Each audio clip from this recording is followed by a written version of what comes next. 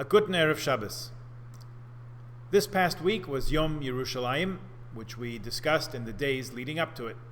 It celebrated the reunification of Jerusalem under Jewish sovereignty some 55 years ago, after 20 centuries of exile. What took place last Sunday in Jerusalem, in Yerushalayim, was a flag march in which Israelis marched through the city, including those neighborhoods that are mostly Arab, proudly carrying Israeli flags and proclaiming Israeli sovereignty. That's what a parade is, really. You march together, you parade your colors, you proclaim who you are and what you stand for. And if you want to carry a flag, so much the better. This week we saw the trooping of the color for the sovereign's birthday in London. No lack of pageantry there. In fact, our Torah portion this week of Bamidbar speaks about that very thing. We begin Chumash Bamidbar, the book of Numbers, which I think is the least accurate translation of any of the English names of the 5 books. The title Bamidbar means exactly in the desert or in the wilderness.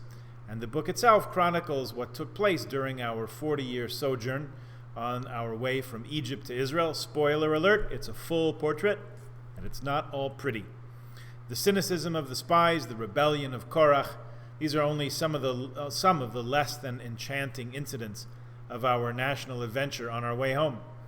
And yet, that's how we learn.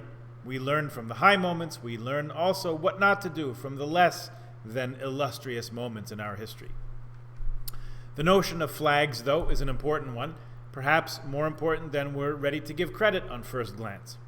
The parsha begins with a census of the tribes and proceeds to sketch the formation of the 12 tribes as we made our way through the desert, 3 on each side of a square camp with the Mishkan right in the center of it all.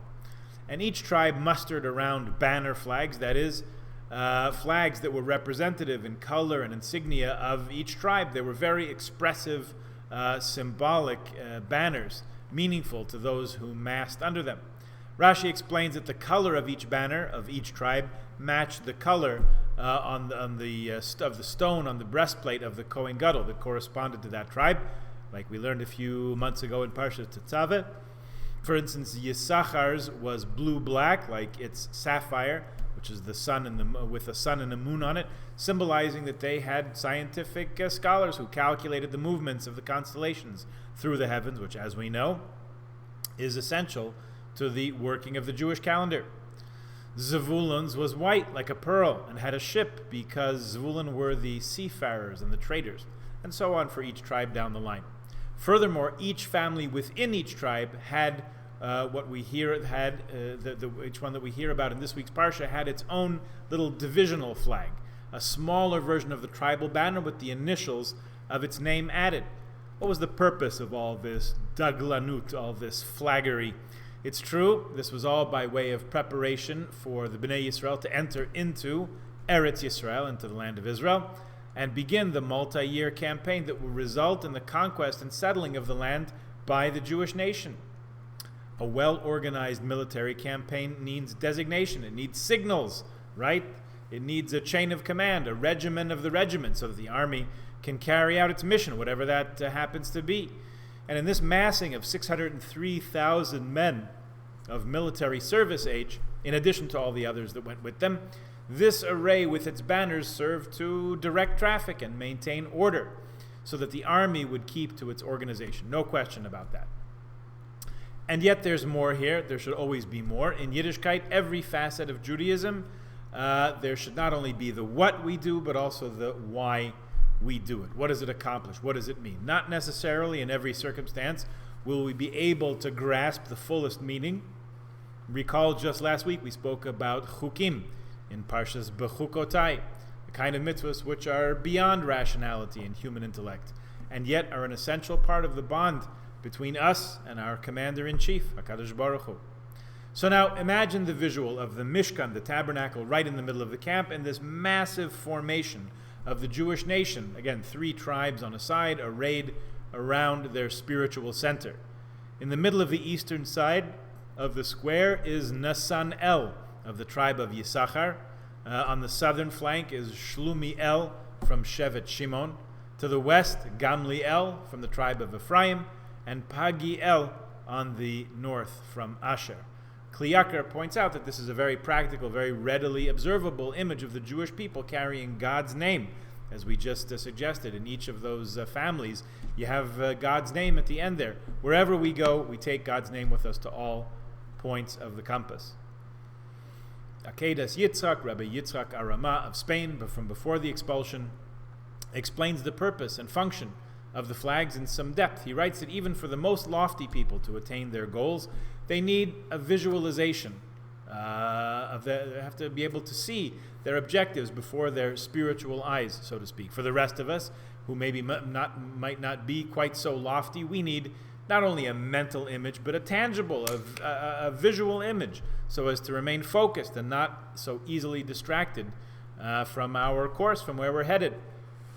When King Solomon built the temple, he went to great lengths to focus people's attention on the Kadosh HaKadoshim, the Holy of Holies, to help us fix our prayers on a certain spot where we understand to this very day our prayers ascend to the higher heavenly realms. That's why we're always focused in that direction, no matter where on the planet we may be. And yet you notice that sometimes, oftentimes, maybe when people have different flags, different team colors, different symbols, different hats, the tendency is sometimes, unfortunately, to our detriment, it could be seen as competition or working at contrary cross purposes. That did not happen in this situation, however, maybe because the Bnei Yisrael already had the shared experiences of seeing the plagues going out of Mitzrayim, out of Egypt, coming through the Yam Suf together, seeing the Egyptians drown in the sea, standing together at Mount Sinai, like we'll do Sunday on Shavuos. Now that they were such a nation, such a people, such a collective, it was possible to have different flags, different focal points, different banners in a literal and figurative sense, that they could still keep in mind the common purpose of the nation and march forward to inherit and to settle the land of Israel. You see that in medicine there are different specialties. Within the military there are different branches, different brigades, different divisions. Each one has its own expertise and ability, specialized training, and therefore they're much able to, but better equipped to achieve their goals. Each one can hone their talents and develop their training to be all that they can be, and in the best of circumstances, each one relies on the other. Perhaps, possibly, maybe this can be a model for the wonderful and broad diversity that is the Jewish people. Among ourselves, between the Litvaks and the Galicianers and the Ungarische, we have different memories maybe, different experiences, but it comes together, hopefully, in a nice and complementary fashion. The Jewish people really is quite a dazzling array of ethnicities. There are Jews from many, many parts of the world with many different inheritances, different styles of prayer, different musicalities, different emphases, different focuses in learning. Yet we all have Torah. We're all dedicated to Shabbat. We're all dedicated to learning to observe the mitzvahs with more depth and feeling. We're all committed to the same calendar, the same learning, and so many other common aspects of Jewish life, even when the individual family banners might be diverse. It's very telling that Machane Yisrael, the Jewish camp, the formation that made its way through the desert for 40 years that we read about in this parsha, wherever we went, we always kept the Mishkan, we always kept the tabernacle, the most tangible reminder of the Shekhinah, of God's divine presence, right in the middle. That's the center of our world. That's the point around which everything else rotates. I've heard from people who were in Israel recently that you can go to Shiloh, the place where the Mishkan rested when it first came into Israel and remained there for some 369 years. You can see the very place where it rested with the exact dimensions that are familiar to us from the Torah's account in Chumash Shemais. It leaves an impression even thousands of years later. Maybe we can say that our flags today are the various families within the Jewish camp, those who array their lives around and centered on the divine presence, Kedusha, the sanctity and holiness of Torah. There's tremendous diversity, and at the same time, a lot of tolerance, a lot of unity. Maybe there could be more, probably there could always be more, and yet we all have Torah. And as the Mishnah tells us, even encourages us, we're allowed to have some healthy measure of disagreement, machlokas, as long as it's l'shem shamayim, as long as it's for the sake of heaven. And we head now into Shavuos, Zman Matan Torasenu, the time of giving of our Torah. We are both celebrating that unity of the Jewish people, Ke'ish Echad Belev Echad, as Rashi explains, we're standing around Mount Sinai like one being with one heart. We're entering constantly into a relationship not of two equals, but of us and Hashem, knowing that we won't always necessarily be on the same page, but that the unity ultimately triumphs over the difference. Midrash Rabbah quotes a number of verses in Shir HaShirim, the Song of Songs, to convey the idea that the flags under God, the flags that God had us make, were really symbols of love. Again, in a relationship, even one of love doesn't have to connote sameness all the time. In fact, a little bit of diversity is the spice of life. So may we all come to appreciate the diversity and the beauty that it brings, and see to the depths of it, to the unity and oneness that it helps support and nourish amongst all the Jewish people.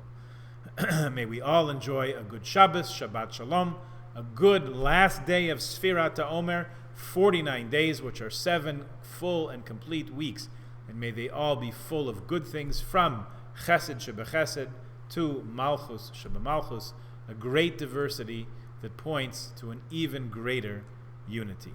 Shabbat Shalom, Chag Sameach.